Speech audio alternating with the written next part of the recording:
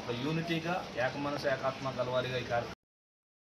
కృష్ణా జిల్లా పామర్రు నియోజకవర్గం పామిడిముక్కల మండలం గురజండలో చెరువు తవ్వకాల అంశంపై మాజీ ఎమ్మెల్యే కైలే అనిల్ కుమార్ ఎమ్మెల్యే వర్లకుమార్ రాజాపై తీవ్ర ఆరోపణలు చేశారు.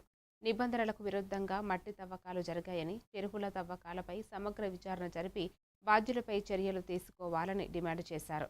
ఫిర్యాదు చేసిన వారిని బెదిరించడం సరికాదని పేర్కొంటూ అక్రమాలకు సంబంధించిన అంశాలను న్యాయస్థానం దృష్టికి తీసుకెళ్తానని హెచ్చరించారు. ఎంత దోచుకుంటారో, ఎంత మట్టి తింటారో, ఎంత ఇసుక తింటారో ఈ అధికార పార్టీ నాయకులకి మాకే అర్థం కావట్లేదు.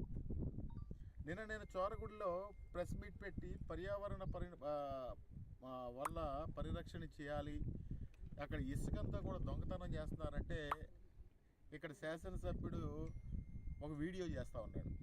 శుద్ధపూసల కైలే అనిల్ కుమార్ చెప్తున్నాడు. కైలే అనిల్ కుమార్ 5 సంవత్సరాలు చేయలేదా? కైలే అనిల్ కుమార్ అట్లా చేయలేదా?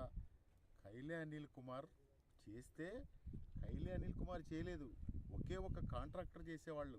అప్పుడు ప్రభుత్వానికి సంవత్సరానికి 750 కోట్ల రూపాయలు ఆదాయం వచ్చేది.